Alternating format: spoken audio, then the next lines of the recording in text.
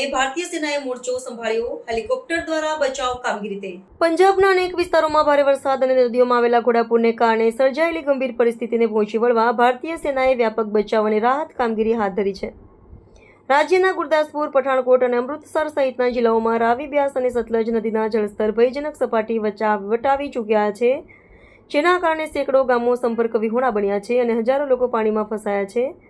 સેના દ્વારા માનવતાવાદી સહાય અને આપત્તિ રાહત પ્રયાસોના ભાગરૂપે આ અભિયાન શરૂ કરવામાં આવ્યું છે. આ બચાવ કામગીરીમાં ભારતીય સેનાની એન્જિનિયરિંગ ટાસ્ક ફોર્સ, વાયુસેના અને રાષ્ટ્રીય આપત્તિ પ્રતિભાત દળ પણ જોડાયા છે. સેનાના ઉડ્ડયન વિભાગના હેલિકોપ્ટરો દ્વારા દુર્ગમ વિસ્તારોમાંથી લોકોને સુરક્ષિત રીતે બહાર કાઢવામાં આવી રહ્યા છે.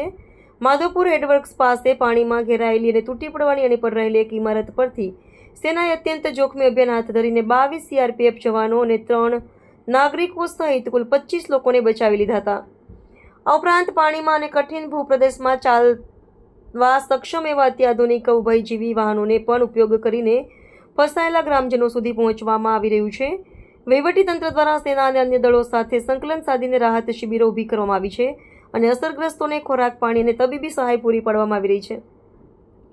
ભાખરા અને પૂંગ જેવા મુખ્ય બંધોમાં પાણીનું સ્તર મહત્તમ ક્ષમતાની નજીક પહોંચી ગયું છે, જેના કારણે નીચાણવાળા વિસ્તારોમાં પૂરનું સંકટ વધુ ઘેરું બનવાની આશંકા છે. સેવા અને અન્ય બચાવ ટુકડીઓ પરિસ્થિતિ પર સતત નજર રાખી રહી છે અને જરૂરિયાત મુજબ વધુ મિશન હાથ ધરવા માટે સંપૂર્ણપણે સજ્જ છે.